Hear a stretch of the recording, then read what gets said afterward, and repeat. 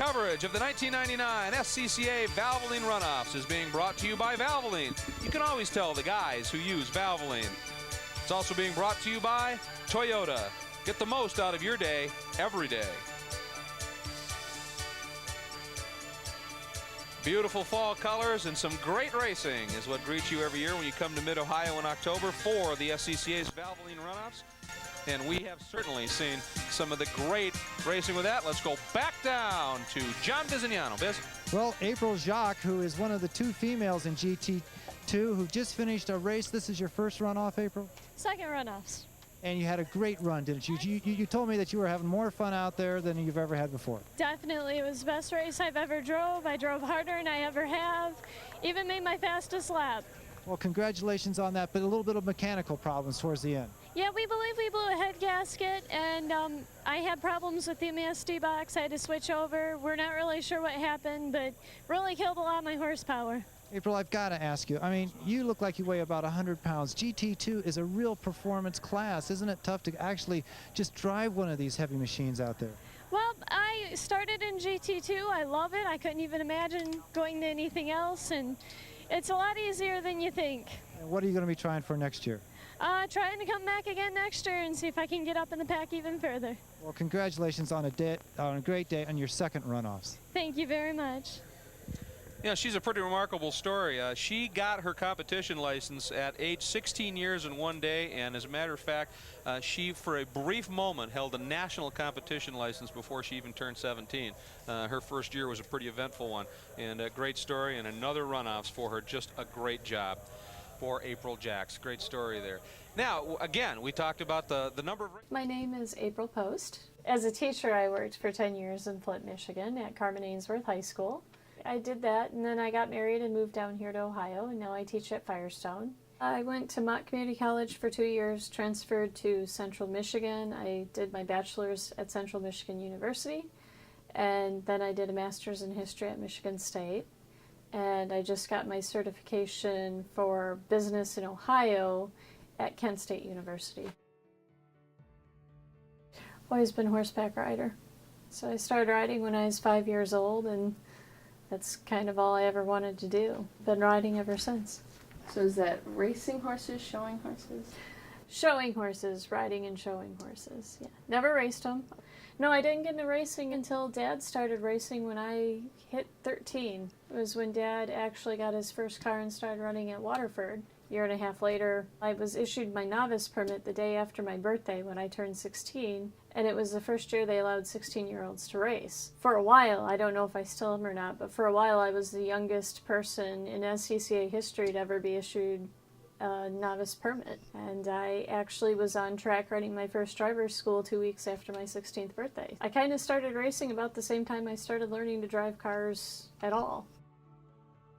It sounds a little cocky, but by the time I was 16, I was a really top contending rider. I could have been able to show at the World Championships if I had a $100,000 horse to go do that with, which I didn't. So by the time I was 16, I'd been doing a lot of showing. I trained every day, I rode every day, 100% commitment, and it just didn't pay off. Every show I got beat because I didn't have an expensive enough horse.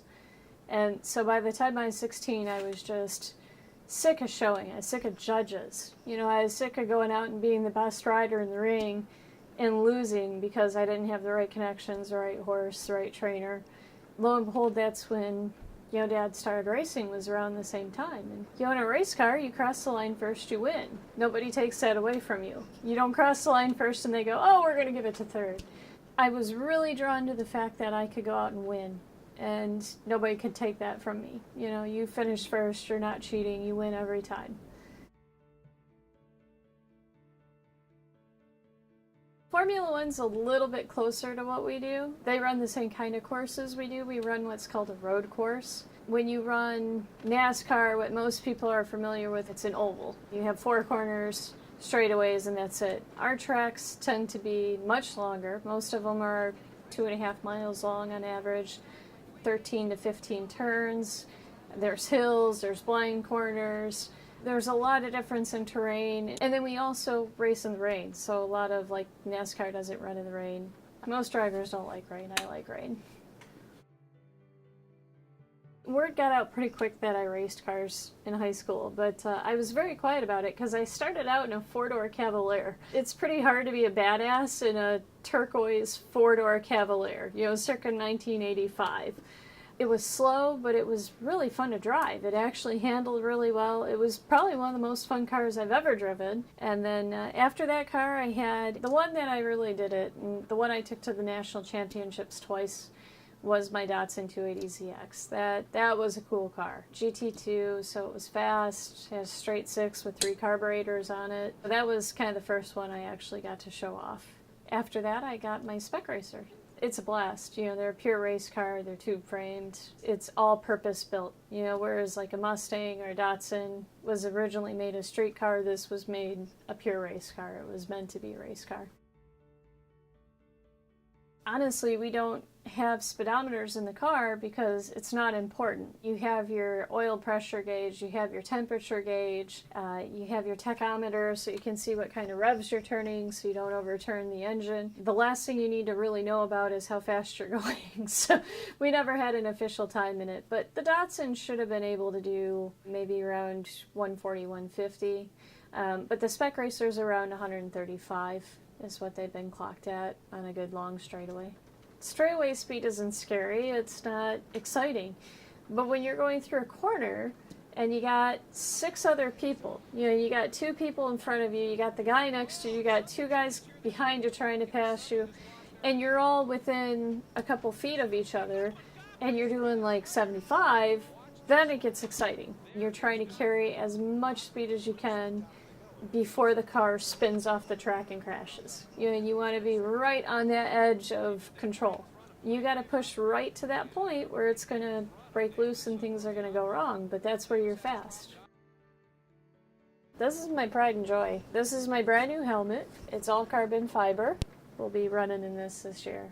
It's not as dangerous as some people think. Crashes aren't super common. People getting hurt or killed aren't super common, but it can happen.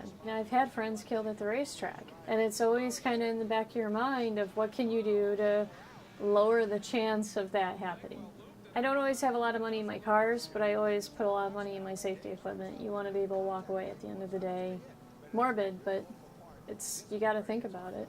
I was actually following a Spec Racer. I was right up on him down at IRP in Indiana, and he was on the edge of the track, and his tire kicked up a piece of the track. A piece of cement about this big came flying off his tire. So it didn't hit my helmet, but it hit me in the chest. I thought I collapsed a lung. I barely made it around to the pits to pull in, and I had like a perfect shaped bruise of the safety harness for like a month after that happened from that thing hitting it. How I didn't break anything, I don't know. Stuff does fly at you when you're in an open cockpit car. My mentor, Mary Willison, was running at the time. She was president of Waterford. She ran SCCA. She'd been at the national championships. She was kind of like everything I wanted to grow up to be. And she was one of the few. There really weren't many women running. And at any given SCCA race, if there was 1 or 2 other women, it was pretty cool. Yeah, and there were very, very few at the time that you saw that were running. There's still not a huge amount of women in racing, but the year I took my championship at Waterford, 3 of us that were running took championships, and there was maybe 4 women running that year. For as small of a group of us as there were, we actually do really well. So you said class, so are you guys separated, or? Yeah, but not by sex. Not like other sports where you have men's and women's. We're separated by type of car, speed of the cars, engines. Like I ran a class called GT2, I've run GT3, Spec Racer Ford. But yeah, women and men compete next to each other. It doesn't make a difference. Once you're in the car, once you got the helmet on, you can't tell who's who. It's probably one of the few sports that's genuinely equal. It's one of the few where women can really go in and compete with men, and it really doesn't make a difference. You can beat them. There has been a couple women that definitely set the tone of what was capable. Probably the furthest back one would be Shirley Muldowney. She ran drag cars. She was a champion.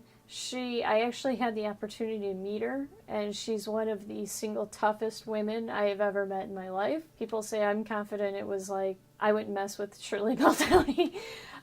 She was awesome. She was so strong and so confident in what she did, and very successful. Growing up watching her race was like, okay, you can do it. You know, and it never even occurred to me that women couldn't win. It's easier if you see someone doing it. I've had ladies at the track that have said they've been inspired to race because I was there doing it. The other really important one growing up and watching, and she started in SCCA, was Lynn St. James. She was Rookie of the Year at Indianapolis. She ran Indy cars, you know, so having a few that you could see go out and do it made a difference, because you could look and go, okay, can do that.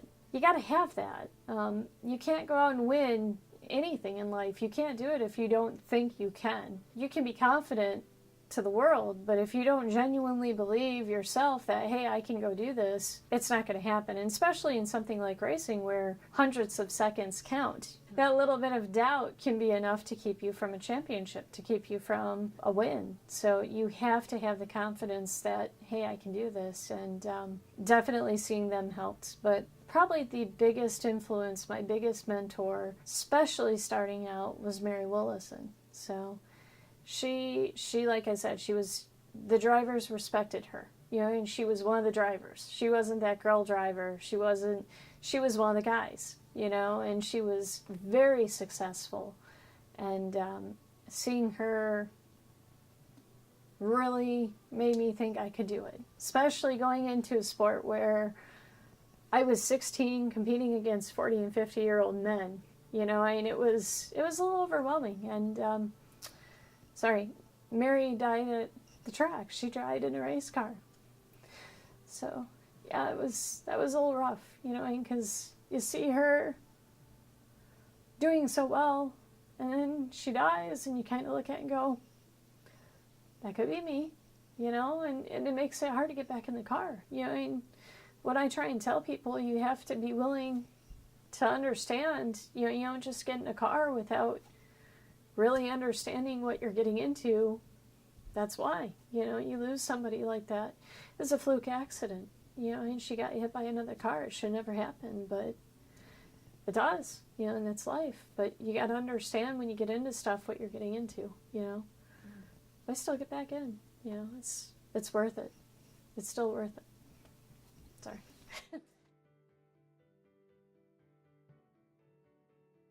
Why do I like racing so much? Yeah, especially when it's dangerous, right?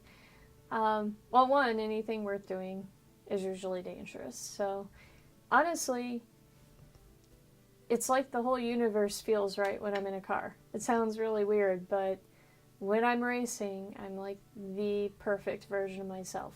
I'm strong, I'm confident, I'm courageous, I win. You're a badass. If I can picture myself exactly how I want to be, like if I could be exactly what I want to be in life, it's exactly what I am when I'm in a race car. I like that feeling of being that person. And I think that's a big part of it. And I like to beat people, you know. There's something to be said. I'm very competitive. That competition side of it, a win means nothing if you didn't earn it. But you go out and you run a good race and you beat a bunch of guys and you conquer, then it means something. It's just an addiction, you know, and it feels so good to be in the car. We learned to race on a budget, so yes, I do all of my own work on the car. I can rebuild engines, I do all my own fiberglass work. There's not much I can't do on them. You do crash them a lot less when you have to fix them yourself.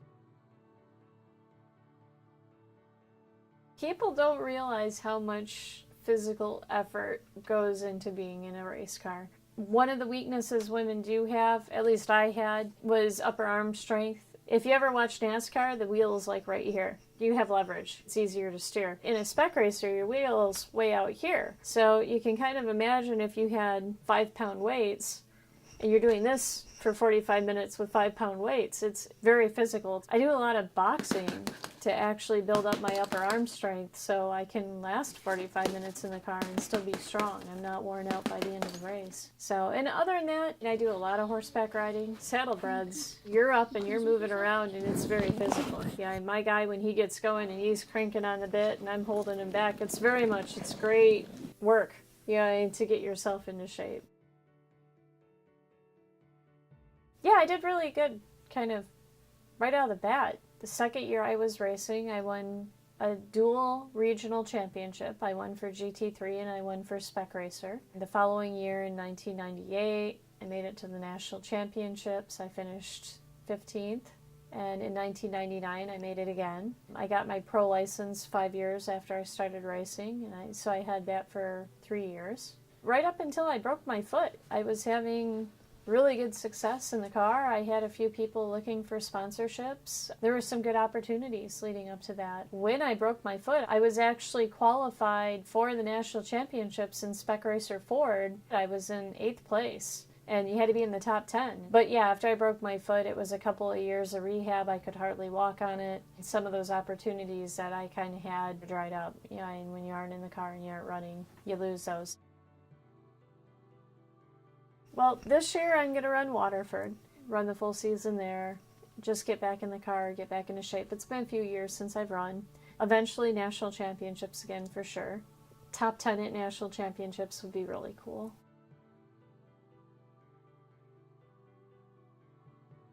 Really the first thing you have to do is, you're not a woman.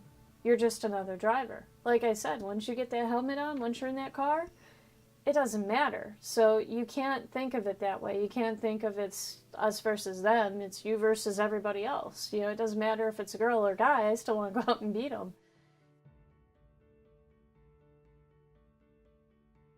Okay, that was one time.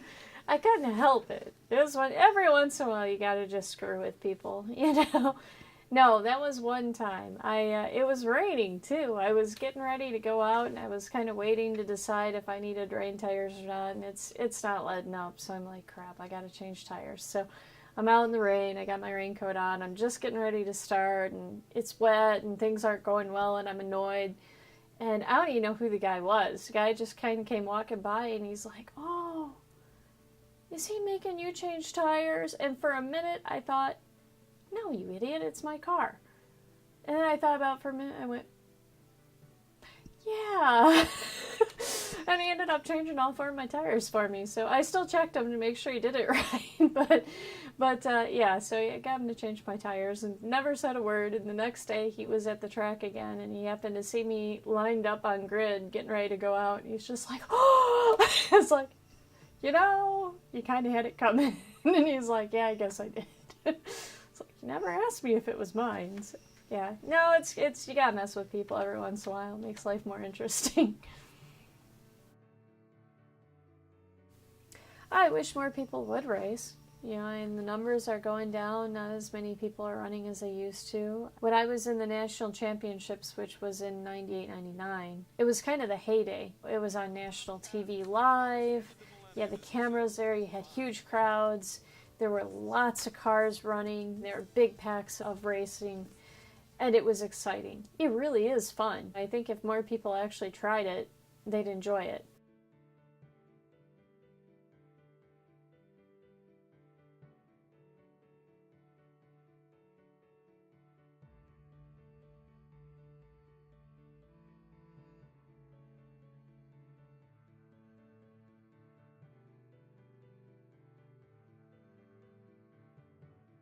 So,